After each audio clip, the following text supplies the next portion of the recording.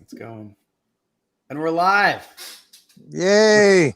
What's up, Kingdom of Rock? This is Matt Gibson. I'm here today with this fine panel of guests. Guest and my co-host. Wait. Oh, wait. That still messes me up. It's opposite. The co-hostess, or the co-host with the mostest, or something like that. Yeah. Michael Melendo. What's up, brother? Hey, it's Hey, Mike. Fabulous day. Happy to be talking to Steve because he's awesome. And actually, I did some press for you when you did the Rock and Roll Fantasy Camp thing. So we've kind of met virtually, but not like this. Yeah. Which camp was it? Do you remember? Was it the one with Alice in Chains and SDP, or was it the Yes and Deep Purple? Or it would have been STP. Okay. Yep. That was a very fun camp. Yeah. Well, and thank you for bringing your talents to normal, everyday people who want to learn how it's done. That's always fun. Yeah, man. Glad to be here. You guys caught me. Just telling Matt, caught me at the right time. I'm about to get on a plane in 12 hours, and a lot of people are going to find this surprising, but about to go on tour for 3.5 weeks across these some of these great United States. Dude, I know we talked a little bit about this before we started the show, but it's an interesting story about how that has happened. So can you kind of take us through the everything from the planning, how you guys are working, and how you guys are going to do this safely once you get out there in the world?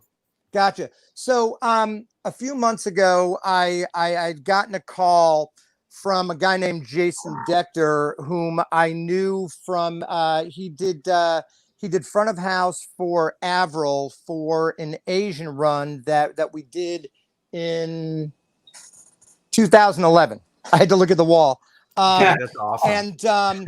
And Jason is most notably known for doing front of house for Blink 182 for like 10 or 12 years. He's also done a bunch of other acts, Panic at the Disco, a bunch of other stuff. But he calls me up and he's like, I got this artist that I am working with, and we want you to put together a band.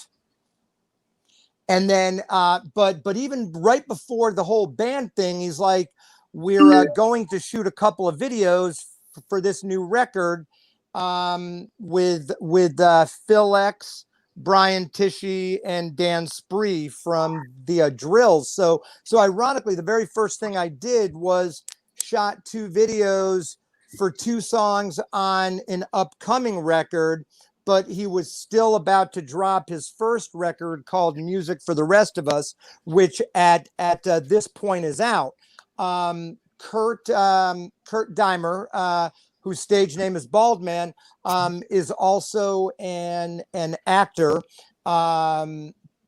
He was in the last Halloween film that had come out, and he had this weird distinction. He starred in and self-produced a horror movie called Hellbilly Hollow, which once this tour starts, the whole kind of thing about the tour is it's a rock show, and then 20 minutes later they're going to do a advanced screening of the movie, which is why the goal was to do it in October, and we weren't sure if it was going to be able to happen. So, I let Jason, the manager, and those guys deal with how they were going to find venues, book shows, how it was going to be safe. And before that stage, I had to put together the band. So while a lot of people know me as the MD for Avril Lavigne, for the past 4.5 years, I've been the producer and MD for a jam night called Soundcheck Live in downtown Hollywood.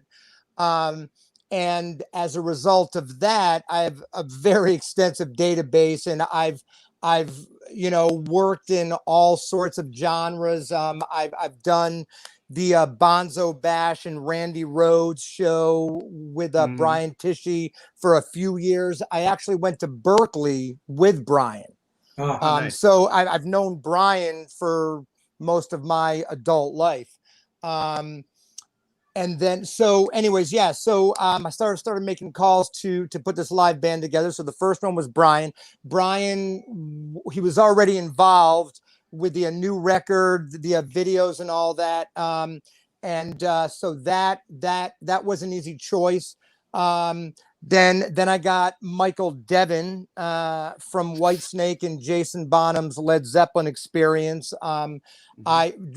Michael is also a Boston masshole guy.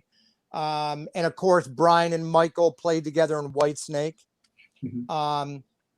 And then Brent Woods. Brent's an amazing rock player, Sebastian Bach, Taylor Hawkins and Coattail Riders, Chevy Metal, all that, Kristen Chenoweth, so, and Brent was perfect. So the one thing, and then lastly, to round out the lineup was Nick Mayberry is our second guitarist. Nick was with Scott Weiland and the Wildabouts, Perry Farrell, and Sherry Curie from the Runaways, which is how Nick knew Michael Devin, because both of those guys did a run with Sherry. So all of us kind of knew each other, and that's what I really wanted in this band. And also Bald Man's music is very classic rock. It's whether you know the songs or not, they're very familiar territory. So even in doing this kind of run, there's a lot of dates going through the heartland. So we sort of knew or anticipated that, while we're promoting a new record and then also showing this movie on the side, even people who really didn't fully know the music yet, when they're going to the shows, they're going to get something that's very familiar to them. And there's a couple of great covers that we're also doing, which are right inside of that thing. So anyways, now fast forward past the formation of the band, we got a lockout in Burbank at a place called Center Staging, where it was just us. It was just our people. Just the guys in the band, our sound man and two techs, and not going near anybody else, and just kind of keeping to ourselves. And the rehearsals and all that went great. There was a great chemistry. And so in terms of these shows, there's a couple of different types of shows.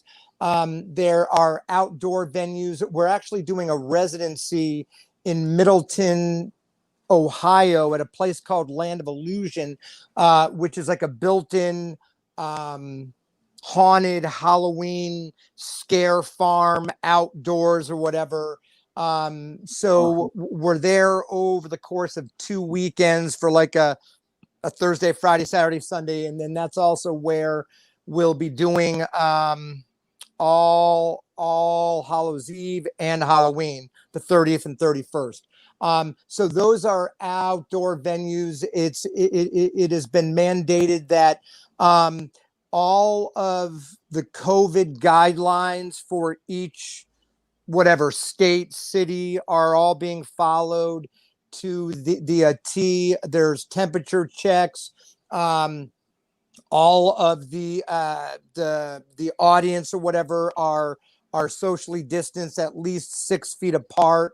The indoor venues are running, I believe, at 20 or 25% capacity, which as performers is a bit of a bummer, but we would rather that and still play for people, you know what I mean, than not.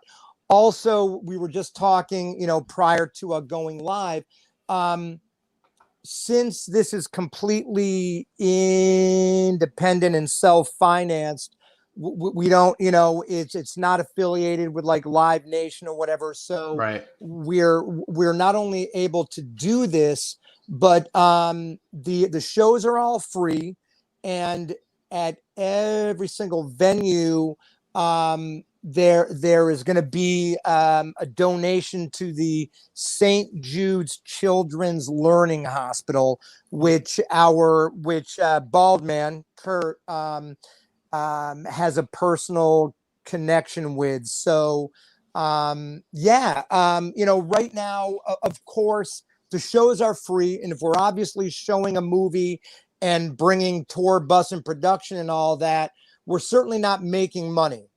It's the exact opposite, but it's allowing us and Bald Man to get out there in front of people at a time where most people certainly can't do it, and we're all very aware of what we're about to undertake. We're aware that there is going to be a lot of eyes on this, whether it's for Bald Man the artist or what is going to happen with a band that's actually going on tour. So Right. we're very cognizant that there will be scrutiny. And if I say scrutiny, I'm not saying it in a bad way. I just mean that people are going to be looking to see that we're doing this right. And I mean, I kind of hope that it's a little bit of hope that given the right set of circumstances, that it can be done.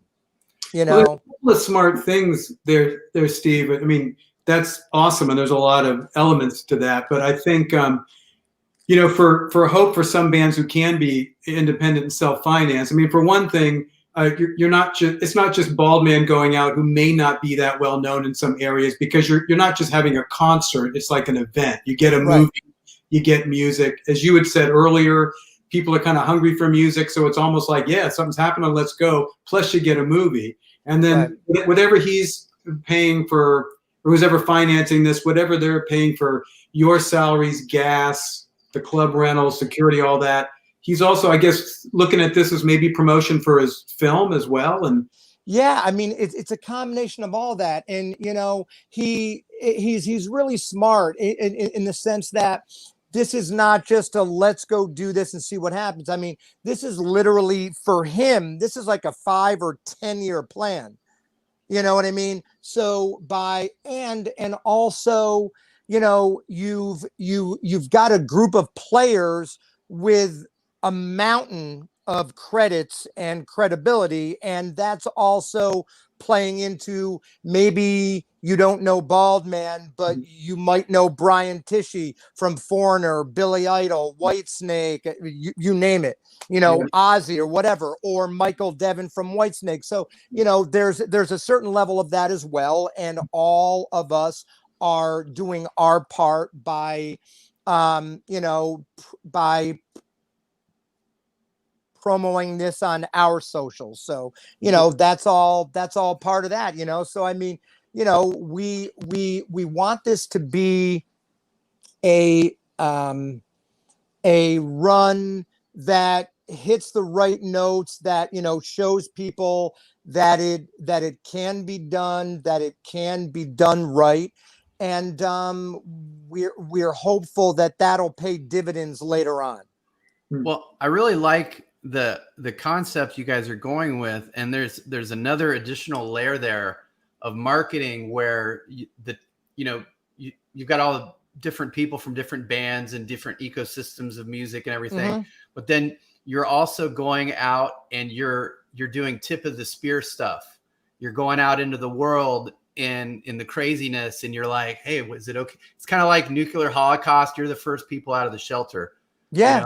And you're out there, and hopefully you don't like get COVID or, give it, it's all that stuff. But it's like, somebody's got to do that.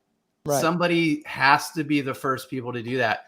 And I think the local TV stations and newspapers and stuff would probably be some pretty good friends. And maybe you'll do something wrong, and they won't like it, and it'll make national news, and you'll get lucky because that would be it. And on one hand, that's bad, but on the other hand, it's like, oops, we did our best. Sorry we didn't make everyone happy, but thanks for the national news story. But no, well, Yeah. I'm just saying from a marketer. Dude, I totally get you on that standpoint. But the goal is to convey the exact. I'd personally rather get less of that news blitz and be like, these guys actually fucking did it. Yeah. You know what I mean? Yeah. And look, it could anything happen? Look, it's been a very difficult sort of mind thing to wrestle with, with us all being in lockdown, right? Like, I mean, as soon as I was in rehearsals March 1st through March 5th, about to leave for Europe 4 days later with Avril. So this hit us, right as I was about to be gone for 3+ months. Right. And then that just went away. And then I freaked out. And then, of course, right after that, then my show at Lucky Strike Soundcheck Live, that went. So, like, I'm not somebody, I can't do nothing. So literally the week after all this happened, I had applied for the grant from MusiCares.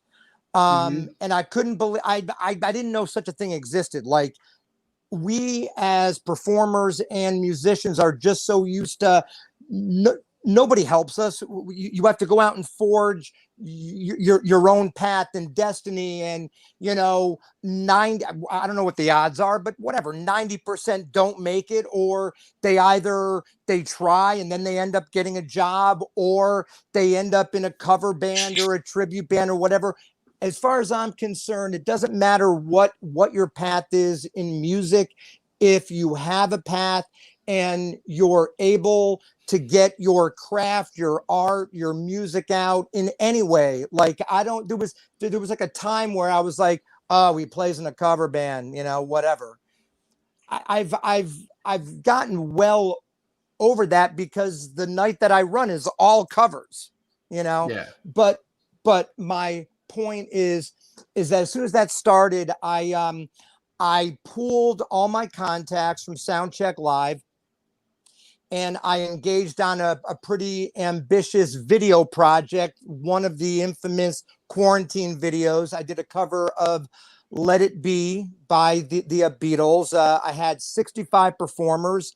Avril sang on it, Nuno Betancourt, Gary Sharon, Phil X, or Orianthi, Mike Mangini from Dream Theater. I saw that. It was great. Thank you. It was one of the first ones out, but that consumed my life for like 7-8 weeks. So I was able to offset that initial depression of like being locked down and can't go out, because once I get focused, I'm literally staring at Mike. I'm going 12 or 14 hours a day. Now, the day that I finished that project and it was all done, then I had a little bit of a freak out. I'm like, now what? Mm-hmm. Well, also I think that, people might not understand what a music director does. And I know it's like a kind of a dumbass question, but everybody's a little bit different. Sure. I know that, you've pulled together so many people, and how you relate to people. There's a psychological aspect, there's a talent aspect, there's an administrative aspect. But typically, how would you say that you like to run your gig as a music director? If, like I said, hey, can you put a band together for me tomorrow? How's that? Like you just did for Bald Man, how's that gonna typically, what are your priorities? Okay, well, for example, for a Bald Man, it started with knowing the music. I had them send me all the music. I had to absorb all of it, because it was extremely. It's the number one thing about putting a band together is the band needs to eventually become a band, right? Like it's easy on my jam nights to throw 5 people together that have never played before, send them an MP3 the song and say, as long as you learn that one song, you guys will be fine. You know what I mean? But now, you know, when you're putting together a band for, you know, either for recording or possibly touring, you've got to know as much about the artist as possible. You have to know about his whatever, his vibe, his moods, his sensibility. You've got to know the music. And it was very important in that situation to try and bring the right players that already had that kind of sensibility, right? So Baldman is an older artist, so I didn't need to worry about getting together a band of 20-year-olds. You know, we wanted an experienced band, guys that had some kind of cachet. All right. And then it's like, well, it's a factor of what sort of players can you afford? And then that's another level. And then, you know, and then from there, it was important that, as I was saying earlier, that each of the guys have had some sort of knowledge or experience with all of the other guys in the band. And it was important because I knew what was about to happen. I knew what the end game was. And I wanted to also make sure that all the guys had a similar mentality about what was going to happen. Is everybody on the same page? You know, is this something that you want to be a part of? This is what we're going to do. And then once they were all on board with that, one of the best things about being in my position is that a lot of times, you know, I'm extremely anal about the arrangements and parts. I typically get all of the stems in advance. I literally make mixtapes for each individual instrument. I'm like, this is your part. This is your part. This is your part. Because and that's definitely usually more in a pop context, right? With a guy like Kurt and Baldman, it's already a classic rock thing, right? All of these guys have been doing it for years. Like the great thing about this is, like, I didn't need to either babysit or be a dictator. I'm like, here's the parts. Now go do you, but don't lose what the essence of what we're trying to convey. But at the same time, we also recognize that there was a record and there was a studio context and a vibe for that record. And it was important for all of us to bring part of ourselves into the live show, which I think that once the videos start coming out on YouTube, I think that once people hear the record and then hear our live versions, that'll be very apparent. But yeah, but normally, you know, the other thing about putting a band together for a touring situation is what a lot of people don't realize. You know, a lot of people who are amazing players and they're like, well, you know, I'm so great, I'm the shit, why does nobody hire me? And I'm like, that's why. There's the hang. The hang is so important. You know, there's any number of artists that, look at, there's no shortage of players that can physically play the part, right? But then once that's done, you're on stage for 90 minutes, but you're on the bus the entire rest of the time. Right. That's what a lot of people don't think about, you know? Like I do, people, yeah. People are like, man, I don't see why that guy up there's got that job. I could do that job. I could play that stuff, you know? And they just don't realize that the fact that they're saying that makes them ineligible to be on a tour bus. Right. Like it's really important, man. It's really important. And the other thing about that is that every single gig is different.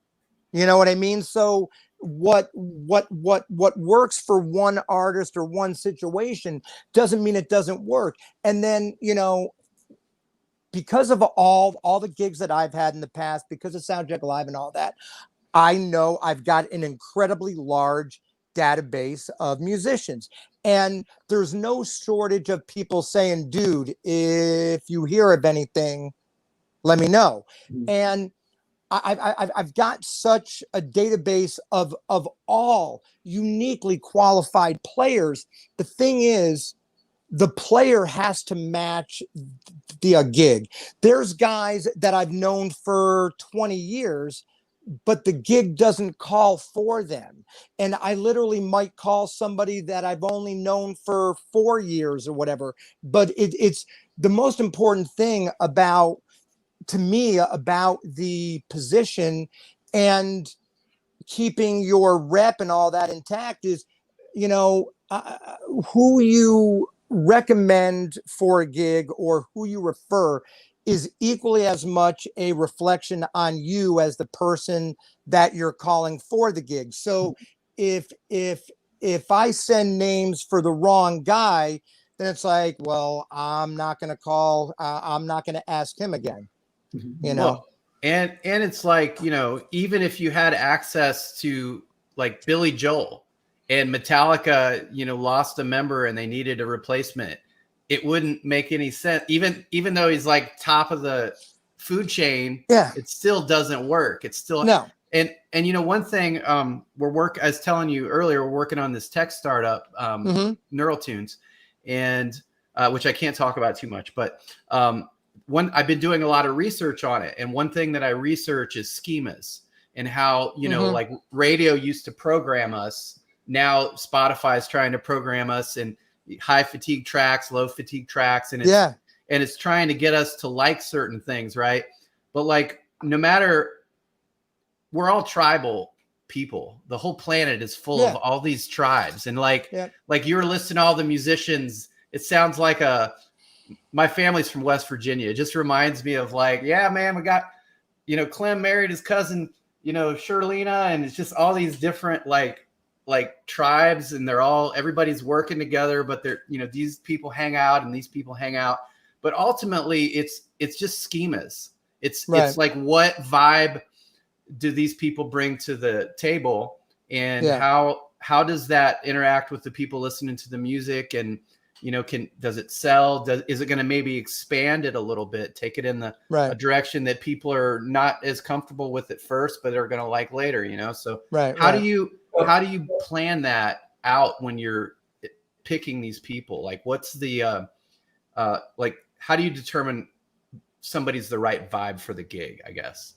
Well, okay. So firstly, that has to come from me knowing them or something about them on that level, right? So that's where it's interesting, because I'll be on my night at Soundcheck Live. Somebody that I don't even know will hand me a card and say, dude, I'm new in town. If you hear of a gig, let me know. No disrespect, but do you know how many people I do know? And I'm not, that's not coming from a place of ego or whatever. It's just like, because of the night that I do, a lot of people come through. So and again, it's so important. So yeah. So the thing is, you have to know what the market is, not the market for, like, if I'm writing a song and I want to put in that box. But if you're talking about a band and players, I need to have just enough information about that person to be able to say, you know, this might be a good fit. And granted, you know, it's certainly not always, okay, here's one guitar player, one bass player, one drummer, go. You know what I mean? There's like levels, you know what I mean?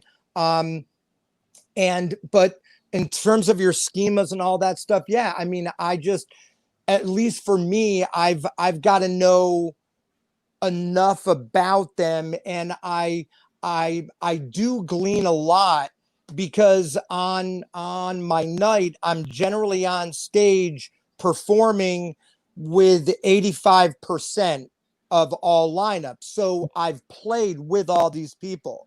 Mhm. You can actually, it's not foolproof, but you can glean a certain amount just by how they are on stage. For example, a great indicator is how prepared they are. If I see people on the bench 7 minutes before they go on with the earphones and the bass in their hand, that's less of something where guy just comes in, and because it's only one or two songs, they learn those two songs ahead of time. I've already sent them the track, and if the track has a fade out, I put a live ending and send that out to make it even more, so you can glean a lot by, from those nights, how prepared a person is, how comfortable they act on stage. If it's a vocalist, are they using the teleprompter or not? Are they staring down, or are they connecting with an audience? Players, are they sitting there back by the amp just hoping that they got the next chord change down, or are they running in front of the singer, doing their rock god poses, so all those things. And I don't know, I mean, if you do it long enough, you just get a sense of these things. Well, the other thing I think that's interesting, I think it's like that thing about the business card you talked about. Mm-hmm. If a younger person reads a book about how to be successful, it's probably going to say, yeah, here's what you do. You go to that jam session, you walk up to Steve, you hand him your card. Here's another thing.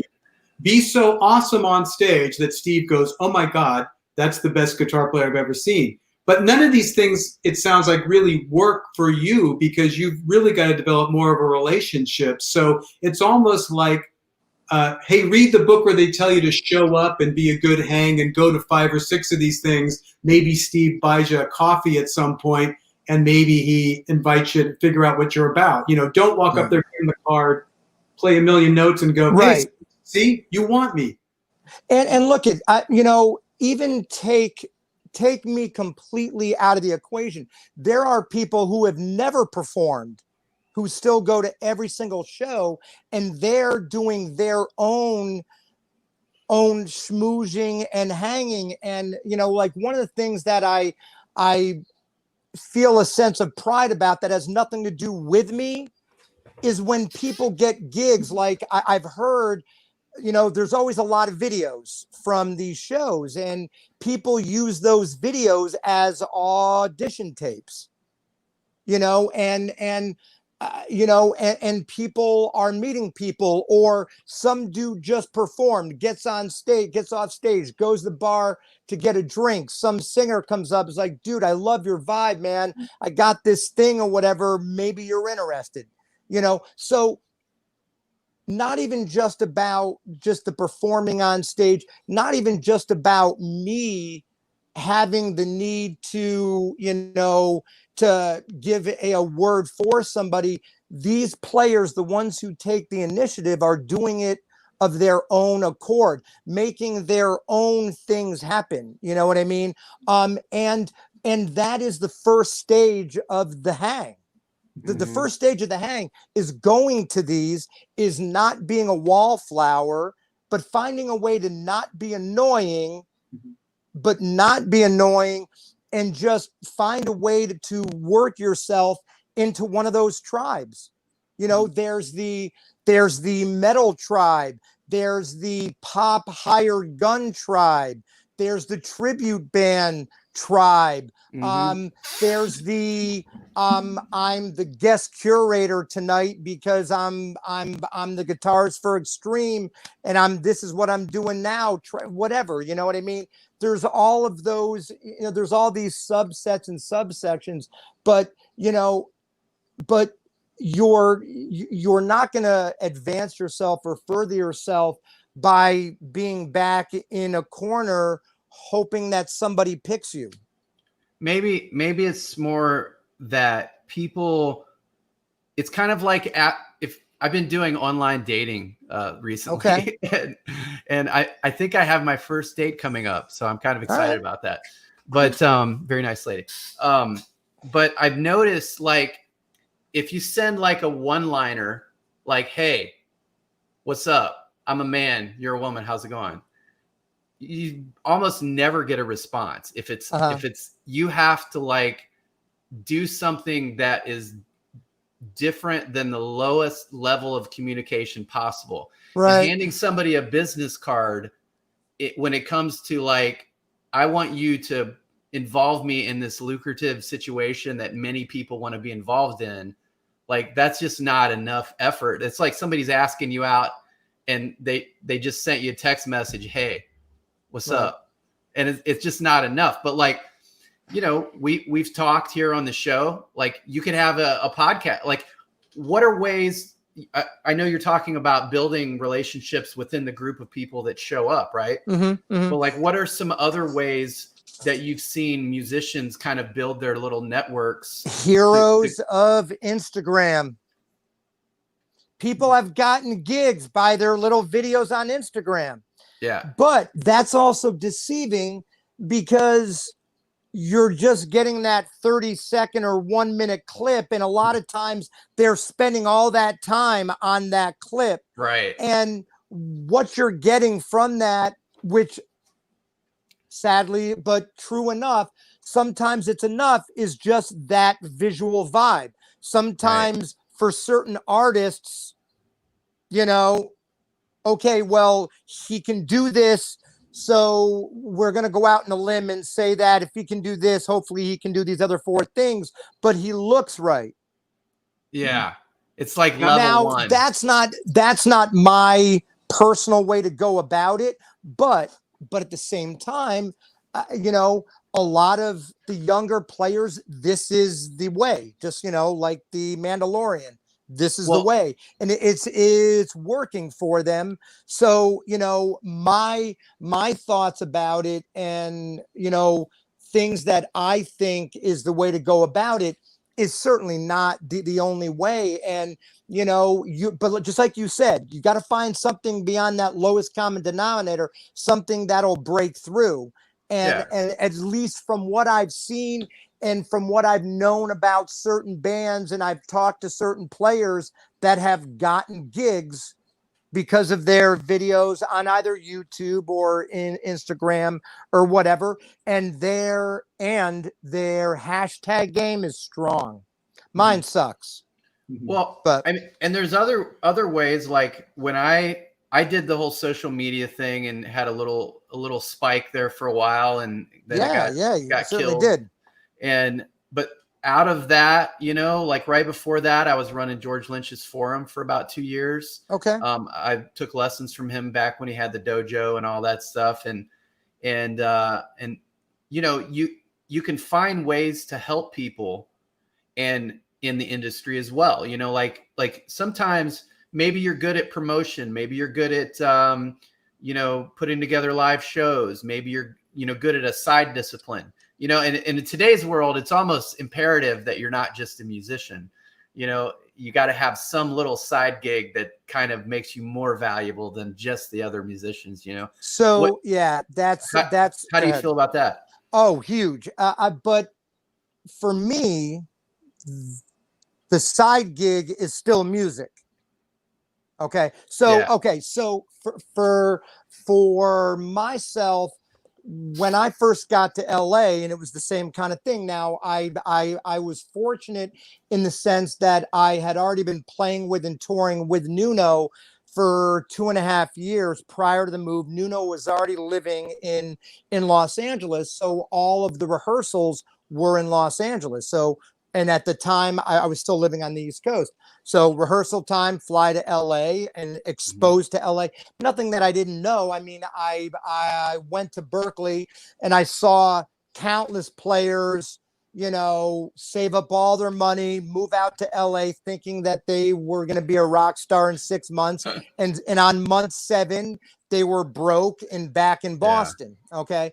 But you know, I had always had a balance between live stuff, studio stuff, and I'm very, very strong on all of the tech stuff, like whatever DAWs and setups and playback rigs and knowing plugins and knowing computers and troubleshooting. So, you know, when I wasn't on tour, I was in the studio. If I wasn't in the studio, I was programming all of the keyboard patches for Weezer for their next tour, Oh my or gosh. I was setting up a rig for Josh Groban, or I was building a playback rig or doing the playback arrangements for Adam Lambert or whatever. So my thing was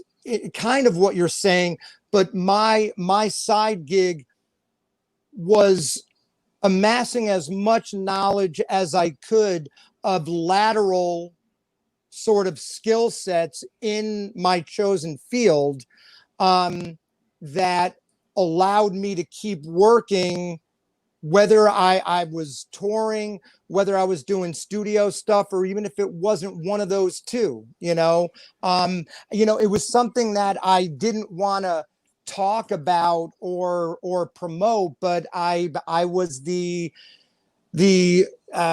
playback guy for Adam Lambert for like 2 years while I was on break with Avril after I was already MD. So that's like a weird move, you know, because I'm not even in the band. Yeah. But I stayed working. So and go ahead. no, I was going to say, so with COVID, I think there's a couple different models. One I've seen is artists that they only invest their time in music, directly music related activities, and maybe tech as a subset of that, but mostly music tech, right? Sure. And then there's people that are like, okay, I'm going to start a business that may be loosely tied to music, and that's going to provide capital so I could be self-funded. And then they're also just focusing on their songwriting or playing or whatever it is that their specialty is in music. So, but the pros and cons are like with COVID, people that invested very heavily in the music side were devastated because the whole ecosystem was shut down. And, you know, it took everyone's income streams, even the really resourceful people that had multiple income streams from other projects and stuff. It just all got shut down, and nobody even thought that was possible, right? Until now. But like people that were also invested in other, you know, businesses and things that were more COVID proof, you know, did better. And what do you think? Kind of like the stock market a little bit. You put some of your stocks in tech, some of them in foreign market, you know, and so you're trying to keep it from going up and down, or like all the way down. How do you think, like, has it made you rethink your strategy as far as income streams now that you're on this side of COVID? Yeah, so that's, you know, it was funny because the little tangent that I went into just before you said that, I'm like, okay, so yeah, take all that and apply it to the past 9 months. So again, I think that what this time has taught people in our field is you need to learn additional skill sets. Like if you were just a live guy, and let's even say it was a tribute band, a wedding band, a cover band, and you've got a following. Like, let's like not even go higher, right? So that's fine. We can totally even just start there. Like, you know, now, and if that's your mainstay, you're screwed, man. You know, so people had to learn to adapt quickly, right? So a lot of people got themselves at least figured out how to do Zoom and set up these things. So then you start seeing teaching or, you know, people that normally might not have been doing that, trying that, trying their hand at these videos. I also saw a large jump with YouTube to sort of have a tit for tat, subscribe to my channel, I'll subscribe to yours. Let's all get to 1,000 subscribers so we can monetize, right? Mhm. You know, and I, you know, for I certainly, for the people whose primary source of income was live performances, some of the hardest hit, right? So secondarily now, you know, then it became, which I learned when I did the Soundcheck Live video. I personally wanted a certain level of quality. So people that, like drummers that didn't have either a home studio or a certain kind of setup, not that I didn't want to include them, but you know, I wanted to just make sure that that the audio quality or whatever that I was getting out. So then now you had people that were like, okay, I need to up my home studio game, because at least if I can up that game, I can work on getting sessions, or, you know, sessions where, you know, basically in this time, somebody sends me a 2-track, you know what I mean, gives me the tempo, make sure it's on the grid, and then I'll lay down 16 different keyboard tracks, and then you go pick what works or whatever. I'm like, I'm there's some guys that are like, here's my one take, fucking take it or leave it, you know.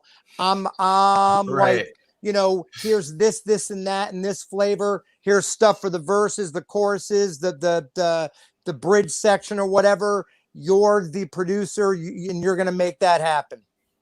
And then I've been fortunate. I was also producing a few artists while this was happening.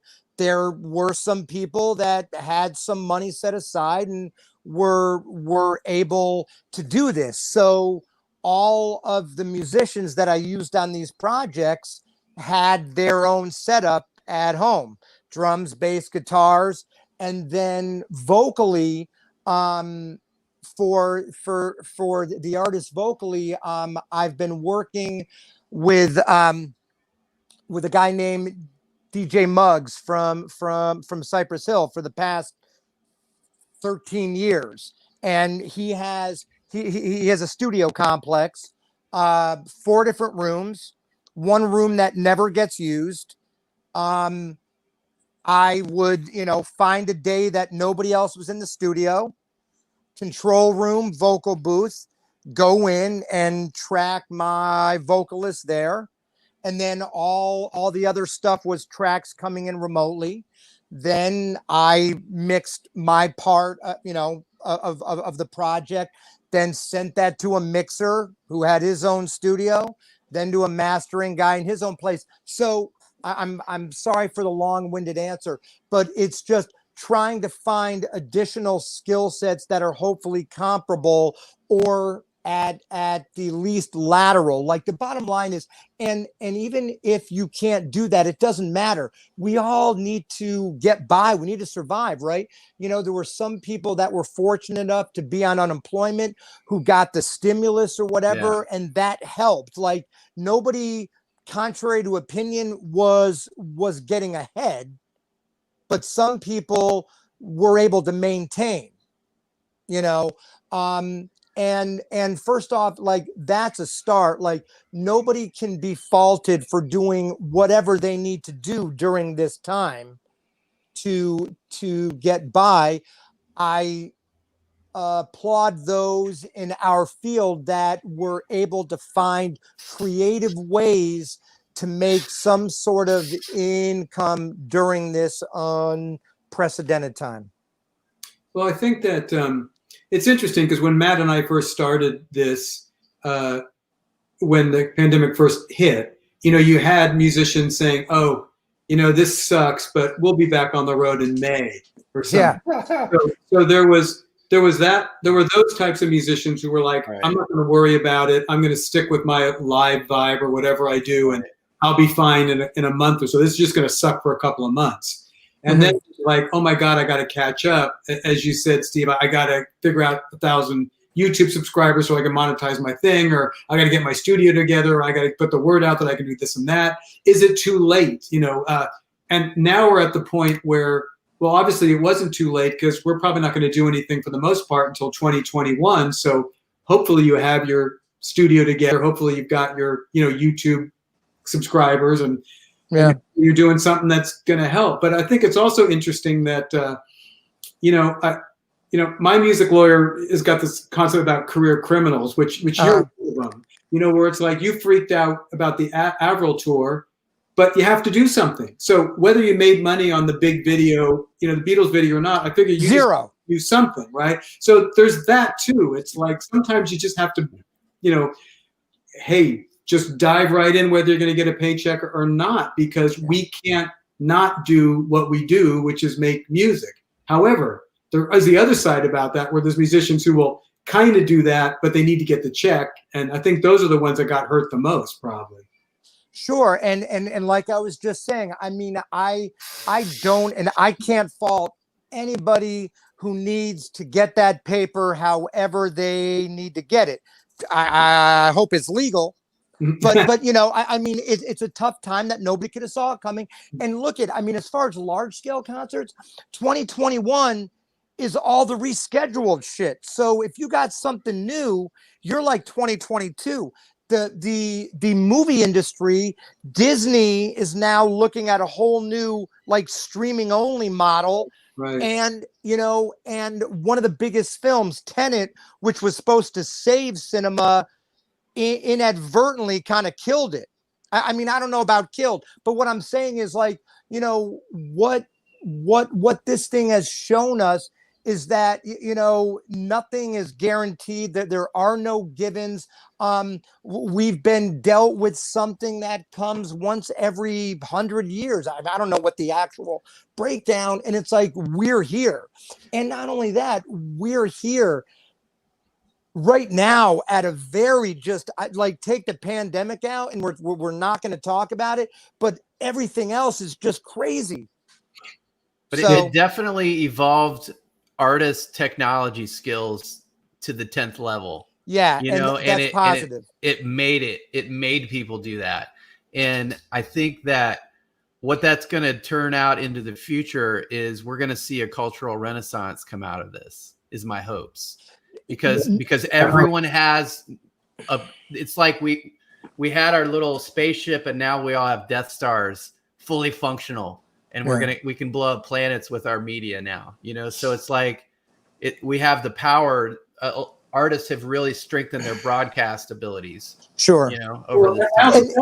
I also don't think you should get yourself down, because as Steve just mentioned, Disney is possibly reinventing their entire distribution system, which has, of course, got the theater pissed off. But, and I think that if a big company like that has so much money, has to kind of figure out, oh crap, is this what we do? Do we take a chance on this?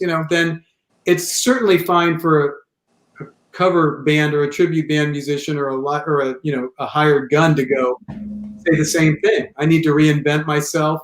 I guess I'm going to be okay with whatever happens, because nobody knows. Right. Yeah. If Disney doesn't know, how am I supposed to know? That's very true. And hopefully the thing that I'm actually also hoping comes out of this from an artistic standpoint, with people who have had so much time at home, no matter what means you have to record or express yourself, I want to see a blast of new music. And it's kind of, but like, it's weird. Like I don't feel like I've really been seeing that yet. And I think that I'm not like, I think it's there, but like, until it's a known quantity that people can go out and tour to promote, but it doesn't have to be that, you know what I mean? Like, it's crazy. Like AC/DC it's got this new record coming out, and one song. There's been a lot of people who have been putting out stuff, but like AC/DC puts out one song and like it's just being played nonstop. Like it's just like people are so I feel like so starving. And even from the rock world, like let's just talk about rock and roll. There hasn't been much coming out. We heard initially with even some of the bigger stars we've had on the show that early on they were waiting to see if they could tour. Because they didn't want to blow their wad and not be able to sell stuff or promote the record. And what we saw that's the wrong attitude. But go ahead. Yeah, well, I mean, because you're right. What we've seen later on is more like B level, A level, even C+ level artists are going, I might as well let it out. You have to now. See, that's the problem. Like that's why even you have these larger companies starting to rethink. The younger artists have this mentality. I write it, I release it, I put it out, and it's just single, throw it out, see if it sticks. And I get that you're more established artists, and justifiably so. It's such a closely guarded jewel that you just don't want to quote unquote give it away. And I'm not saying that should be the mentality to have about it, but just sitting and waiting, like it's like Cheetos. Eat all you want. We'll make more, or hopefully, you know what I mean? It's just like I think that people want to hear new stuff, and I think that whether it's not going to be the touring or if it's just new music, it's an enormously large industry of people in all facets or whatever. I mean, crew guys, dude, let's like talk about that. That's like so hard hit. Sure. Like nothing. I mean, that's what you do. If you're a rigger or a guitar tech, drum tech, it's like, and that's really what you do. And you're like not even talking about it from I'm a songwriter, composer, or an accomplished musician type thing. It's tough all over, but it's tough to say, or you can't say what, and I can't say what other people should do. I just, it's such a hard time, and hopefully people can find a way to make the best use of that time, whatever it is. I don't know what it is. It's different for every single person, you know what I mean? And once, however normal ends up being in 2 years, 5 years, I don't know. I mean, something new will come from this. There'll be a new way of thinking, a new mentality, that's still being formed and shaped right now. But for us, because this is the type of podcast it is, Kingdom of Rock, I just, I just hope that people, whether you're a music listener, whether you're a music creator, don't lose faith in our business. You know what I mean? It's taking a while, and I just hope we can stay strong and find those ways to do what needs to be done to fill our souls and our hearts and fill our wallets somehow. And like I said, if it's a lateral move, that's cool, man. Well, that's really well said, Steve. Also, just as far as the new music thing, it's interesting because we all know that the AC/DC camp is very closed. So I don't know what was going on in Angus's brain. No one hardly knows. No one gets in there except those people. Right. But I find it awesome that, they're probably okay financially. And I think they just went, we got to put something out. So let's put something out. Beyonce did it with her film. I'm a little disappointed that more, let's say, financially secure artists haven't taken this time to go, you know what? I'm kind of pissed off because I'm not in the culture like Beyonce or Kanye is, but now's the time because look what happened with AC/DC. They put this thing out. It's exploding all over the place. So if you're someone else, whether it's, Bon Jovi or Paul McCartney or whatever, The Who, it just seems like, why wouldn't you be putting something new out right now? Man, AC/DC is like a lazy boy chair. It's so you sit in it. It's comfortable. Like I heard the song. If they ever went totally left field, I'd probably be pissed off and freaked out. Oh yeah, they're like the band that they're like, God bless okay, them. we got these 3 chords, and what can we do to get as much variation out of these 3 chords without deviating on it at all? Yeah, well, all And I'm dude, saying, I think that they're perfect.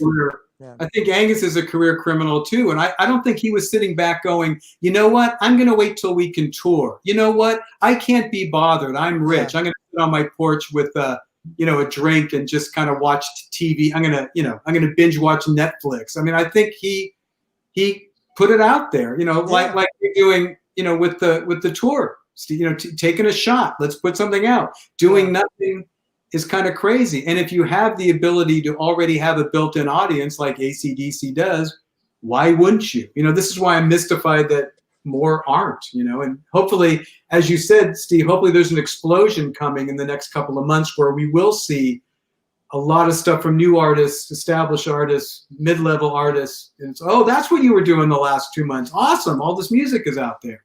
Oh yeah. I can't tell you how many people I've tried to interview during COVID, and I can't even tell you what they told me, but other than that, I'm working on an album and no one knows about it. And like, there's one of them in particular that I cannot wait for it to come out. Like, and on social media, dead, nothing. You just think like, oh, nothing's going on. Right. And then it's just going to come out of the gate and people are going to be like, whoa, dude. I can't wait. I definitely can't wait.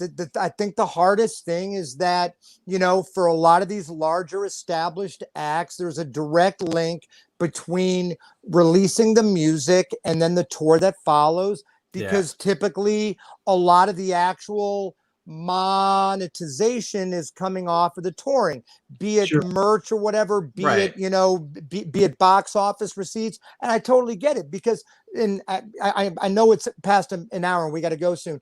The problem is that the song of today became what the video was of the song back in the 80s. The song is the throwaway commodity now.